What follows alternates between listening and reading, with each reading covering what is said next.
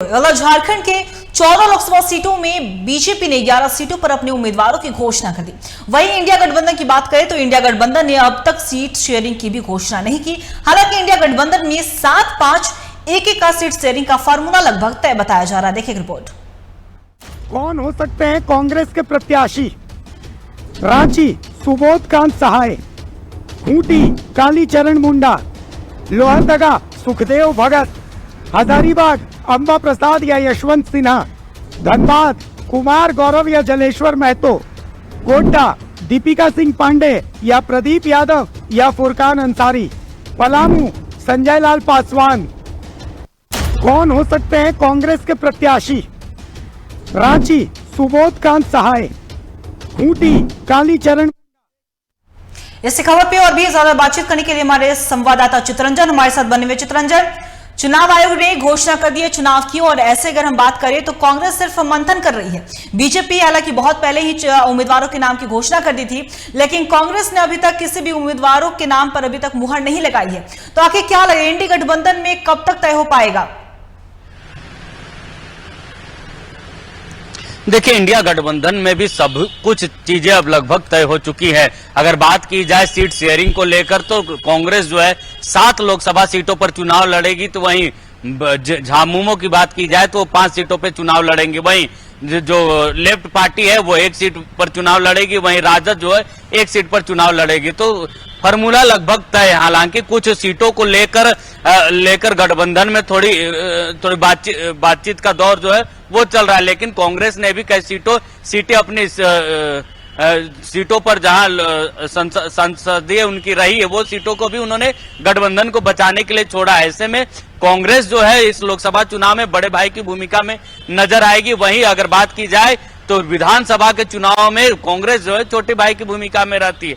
हालांकि इस चुनाव में, लोकसभा के चुनाव में कांग्रेस जो बड़े भाई की भूमिका में निभाएगी। इससे पहले भी कांग्रेस ने इस लोकसभा चुनाव में ज्यादा सीटों पर चुनाव लड़ने के लिए कई चीजें खोई भी है, कई चीजें जेएमएम के पाले में छोड़ी भी। अगर बात की जाए राज्यसभा चुनाव की तो राज्यसभा चुनाव में 3 उम्मीदवार जो है वो झामुमो जेएमएम के कोटे से गई। ऐसे में लोकसभा में बड़ी भाई की भूमिका में कांग्रेस जो है वो दिखेगी। कांग्रेस 7 सीटों पर चुनाव लड़ेगी, तो वहीं 7 सीटों पर लगभग जो उम्मीदवारों की उम्मीदवारी जो है लगभग तय मानी जा रही। वहीं कुछ ऐसे सीट है जहां पर कुछ दो नामों को लेकर आला कमान को तय करना है कि इनमें से कौन सा उम्मीदवार जो है इंडिया गठबंधन के लिए कांग्रेस पार्टी के लिए परफेक्ट साबित होगा, जो बीजेपी को एनडीए को टक्कर दे सकती है। अगर सिलसिलेवार हम बात करें अंकिता, एक सीट की अगर हम बात करें तो जो 7 सीट जो चुनाव लड़ेगी कांग्रेस, उसमें से रांची, खूंटी, लोहरदगा, धनबाद 4, एक पलामू का सीट है 5, एक हजारीबाग 6 और एक सीट है पलामू मैंने कह दिया। खूंटी का जिक्र हमने किया क्योंकि चतरा और पलामू में जो है राजद को लेकर असमंजस बनी हुई कि एक सीट जो है वो राजद के पाले में जाएगी, लेकिन चतरा में सब राजद की जो दावेदारी है सबसे मजबूत है।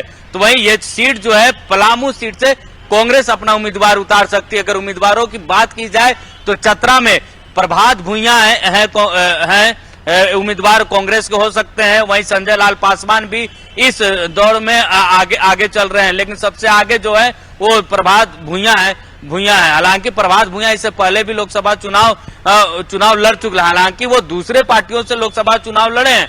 ऐसे में जब वो कांग्रेस में आते हैं और कांग्रेस में आकर क्या कांग्रेस को वो सीट दिला पाते है देखना होगा। बहरहाल उनकी जो बातें हैं वो प्रदेश अध्यक्ष और विधायक दल के नेता आलमगीर आलम से वार्ता चल रही पार्टी में शामिल होने को लेकर, लेकिन क्योंकि पलामू में जो है कांग्रेस थोड़ी फिसड्डी साबित रही है, इसलिए फिसड्डी रही है क्योंकि पलामू पिछले बार जो है वो गठबंधन में दूसरे पाले में गई थी, कांग्रेस उस पर तैयारी नहीं थी।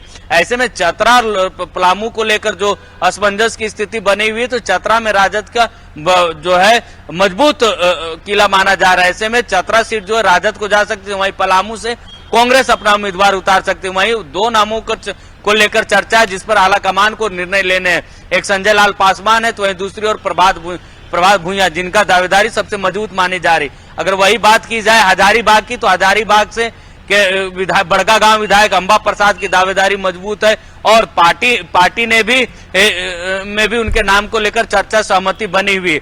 अगर जिस तरीके से ईडी की कार्रवाई हुई उसके बाद से हालांकि उसके नाम पर भी अब चर्चा होंगे, वहीं दूसरे नाम यशवंत सिन्हा भी हो सकते हैं कांग्रेस के उम्मीदवार हजारीबाग से। अगर बात की जाए खूंटी से, तो खूंटी से पिछले चुनाव में बीजेपी के पूर्व मुख्यमंत्री राज्य के पूर्व मुख्यमंत्री अर्जुन मुंडा को उन्होंने टक्कर दे दी थी। लगभग चुनाव वोटिंग जो है बहुत काफी कम अंतर से चुनाव से हार मिली थी। ऐसे में कालीचरण मुंडा को फिर से एक बार मौका मिल सकता है। वहीं अगर बात की जाए लोहरदगा से, तो लोहरदगा से पूर्व प्रदेश अध्यक्ष सुखदेव भगत जो है वो उम्मीदवार हो सकते हैं क्योंकि लोहरदगा में उनकी दावेदारी मजबूत मानी जा रही है। आगे बढ़ते हैं हम और धनबाद पर आते हैं, जहां पर अभी तक बीजेपी ने भी अपना उम्मीदवार नहीं उतारा है। तो धनबाद से दो नामों को लेकर चर्चा है।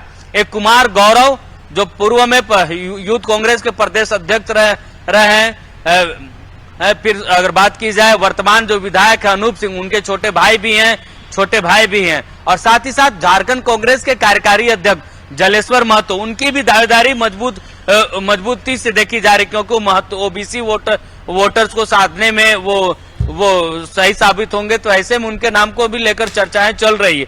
अब आगे बढ़ते अगर बात की जाए गोड्डा लोकसभा को, जहां से बीजेपी से निशिकांत दुबे जो है वो लगातार चुनाव जीतते आ रहे हैं, तो वहां से 2-3 नामों को लेकर पार्टी को निर्णय लेना होगा असमंजस बनी की स्थिति, क्योंकि दीपिका सिंह पांडे लगातार वहां से तैयारी कर रही है। तो वहीं प्रदीप यादव जो पिछले कई समय से वहां से लगातार चुनाव लड़ते भी आ रहे, हालांकि वो चुनाव में जीत उनको हासिल नहीं हुई।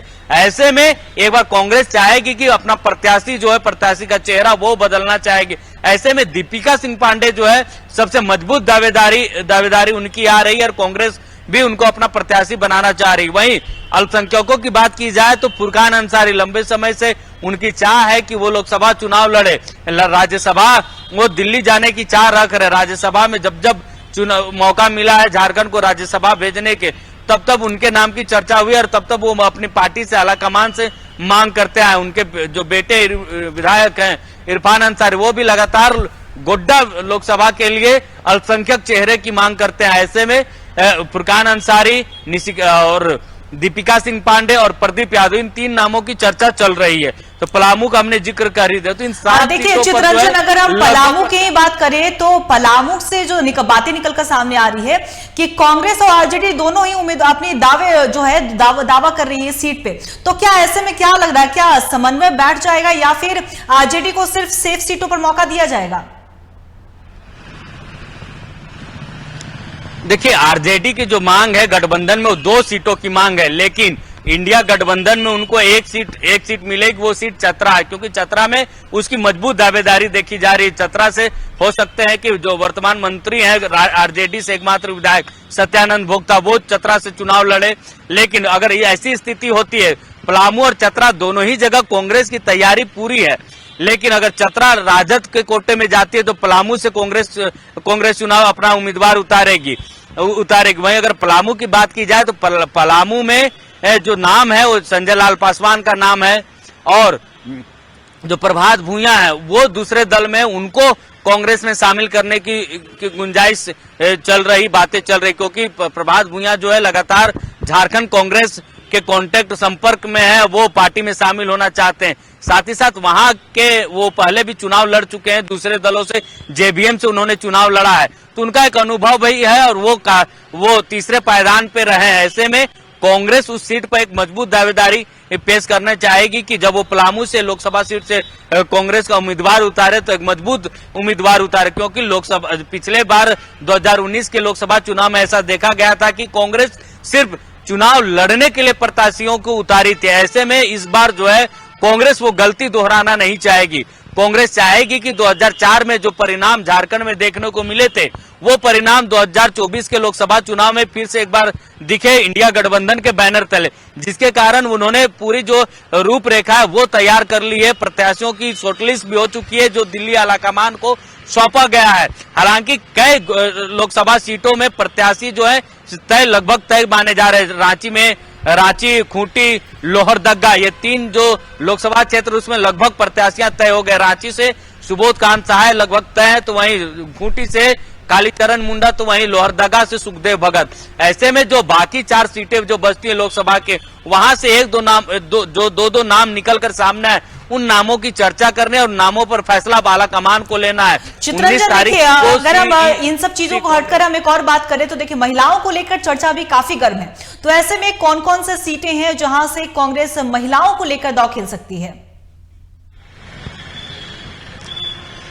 देखिए, अगर महिलाओं की बात की जाए तो महिलाओं के लिए गोड्डा लोकसभा क्षेत्र से दीपिका सिंह पांडे का नाम है, हजारीबाग लोकसभा से अंबा प्रसाद का नाम है, वहीं धनबाद से चुनाव लड़ने के लिए पूर्णिमा नीरज सिंह जो विधायक है, वर्तमान कांग्रेस की विधायक है, उसी विधानसभा से उनको भी ऑफर किया गया था पार्टी के तरफ से। जब धनबाद में प्रभारी ने अपने धनबाद लोकसभा क्षेत्र के नेताओं के साथ जब उनकी एक बैठक चल रही थी, तो बैठक में पूर्णिमा नीरज सिंह के नाम की चर्चा की गई थी। हालांकि पूर्णिमा नीरज सिंह ने लोकसभा चुनाव लड़ने से इनकार कर दिया था, कांग्रेस से लोकसभा चुनाव लड़ने का इनकार कर दिया। उसके बाद नामों की चर्चा कांग्रेस प्रदेश अध्यक्ष राजेश ठाकुर को लेकर भी चली थी। राजेश ठाकुर ने भी साफ तौर पर इनकार किया था। उन्होंने कहा था कि मैं 14 लोकसभा सीटों पर चुनाव लड़ने जा रहा हूं, मैं सिर्फ कोई एक सीट पर चुनाव नहीं लड़ूंगा। तो अगर देखा जाए तो 3 जो सीटें हैं उसमें महिलाओं के नाम की चर्चा हुई, लेकिन 2 ऐसी सीटें हैं जिसमें लगभग तय मानी जा रही है, एक गोड्डा लोकसभा और एक हजारीबाग का लोकसभा। तो कांग्रेस में महिलाओं की भी भागीदारी जो सुनिश्चित की जा रही, उसकी हिस्सेदारी बढ़ाई जा रही, ताकि लोकसभा चुनाव में जब अब महिला वोटर्स को जो साधने की बात हो, क्योंकि महिला वोटर्सों की जो संख्या है वो इस लोकसभा चुनाव में बढ़ी है, तो ऐसे में अपने महिला प्रत्याशियों को भी मैदान पर उतारकर महिला वोटर्स को साधने की कोशिश कांग्रेस और इंडिया गठबंधन की रहेगी। जी चित्रंजन, आपका बहुत बहुत शुक्रिया तमाम जानकारी के लिए। तो बता दें आपको कि 14 लोकसभा सीटें हैं झारखंड में और ऐसे में बीजेपी ने 11 सीटों पर अपनी उम्मीदवारों की घोषणा कर दी, लेकिन कहीं ना कहीं इंडिया गठबंधन इसमें धीमी रफ्तार पर चल रही है। अभी तक कांग्रेस ने ना जेएमएम किसी की साइड से भी अभी उम्मीदवारों के नाम की घोषणा नहीं की गई है। जब भी उनसे पूछा जा रहा है तो कोई टालमटोल करते हुए नजर आते हैं, तो कोई ये कहते हैं कि 2 दिनों के अंदर या जल्द ही औपचारिक घोषणा होगी और उसके बाद यह स्पष्ट हो जाएगा कि कौन कहां से चुनाव लड़ रहा है। लेकिन अब ये देखने वाली बात हुई कि चुनाव की घोषणा हो चुकी है, तारीखों का ऐलान हो चुका है, आचार संहिता लग चुका है। तो अब ये वक्त बताएगा और ये देखने वाली बात होगी कि इंडिया गठबंधन से कब उम्मीदवारों के नामों की घोषणा होती है।